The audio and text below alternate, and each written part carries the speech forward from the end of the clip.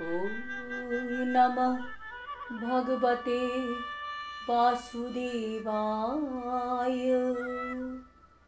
শ্রীমদ্ ভগবদ গীতা প্রথম অধ্যায় বিষাদ যোগ। আজ আমরা 11 নম্বর শ্লোকটি শুনব। 11 নম্বর শ্লোকটি শুরু করার আগে আমরা 1 থেকে 10 নম্বর শ্লোকে দেখলাম যে দুর্যোধনের পিতাশ্রী ধৃতরাষ্ট্র অত্যন্ত উদ্বিগ্ন কুরুক্ষেত্র যুদ্ধের ব্যাপারে। একাধারে তিনি সংশয়যুক্ত কৌরবদের জয়ের ব্যাপারে, আবার অন্যদিকে তিনি মনে মনে চাননি যে পাণ্ডব এবং কৌরবরা কোনো রকম আপোষ করুক। আর আমরা আরও দেখলাম যে দুর্যোধনের কীরকম চাতুরতা এবং কূটনৈতিক ব্যবহার। সে তাদের অস্ত্রগুরু দ্রোণাচার্যকে আঙুল তুলে তার কর্তব্য সম্বন্ধে বোঝানোর চেষ্টা করছে, আবার সঙ্গে সঙ্গে দ্রোণাচার্যকে প্রশংসাও করছে। 10 নম্বর শ্লোকে দেখলাম দুর্যোধন পিতামহ ভীষ্মকে ভূয়সী প্রশংসা করে বলছে যে কৌরবদের জয় তো অনিবার্য, কারণ তারা ভীষ্মদেবের প্রোটেকশনে রয়েছে। এখন আমরা 11 নম্বর শ্লোকটি শুনব। অয়নেষু চ সর্বেষু যথাভাগম অবস্থিতাঃ বিশ্বম এব অভিরক্ষন্তু ভবন্তঃ সর্ব এব হি। অনুবাদ: এখন আপনারা সকলে সেনাব্যূহের প্রবেশপথে নিজ নিজ কৌশলগত অবস্থানে স্থিত হয়ে পিতামহ ভীষ্মকে সর্বতোভাবে সহায়তা প্রদান করুন।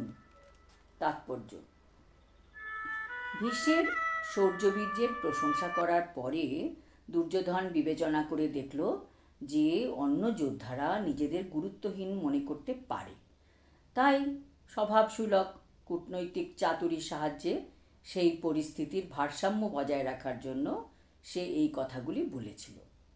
এভাবে সে তাদের মনে করিয়ে দিল যে ভীষ্মদেব নিঃসন্দেহে সর্বশ্রেষ্ঠ যোদ্ধা, কিন্তু তিনি তো একজন বৃদ্ধ মানুষ এবং সব দিক থেকে তাই সকলেরই তার সুরক্ষার জন্য বিশেষভাবে চিন্তা করা উচিত।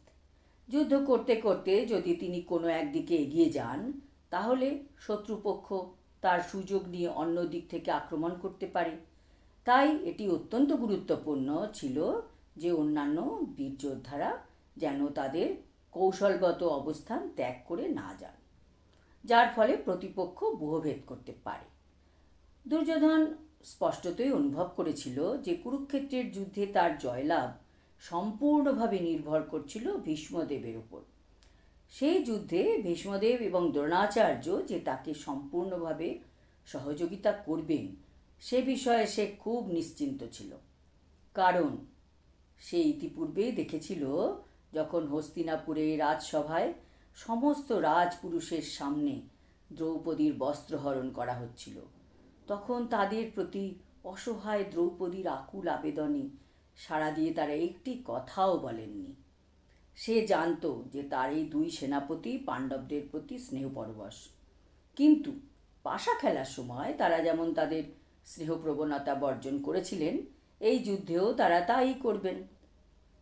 এই শ্লোক থেকে আমরা এটা বিশেষ শিক্ষা পাচ্ছি যে মানুষ যেমন সঙ্গ গ্রহণ করবে তার ব্যবহারও তেমনই হবে। ভীষ্মদেব এবং দ্রোণাচার্য ছিলেন মহান ব্যক্তি, কিন্তু তুষ্ট দুর্যোধনের সঙ্গ গ্রহণ করায় তাদের অন্যায়কে স্বীকার করতে হয়েছে এবং যার জন্য তাদের পতন অনিবার্য হয়েছে। হরি ওং তৎসৎ।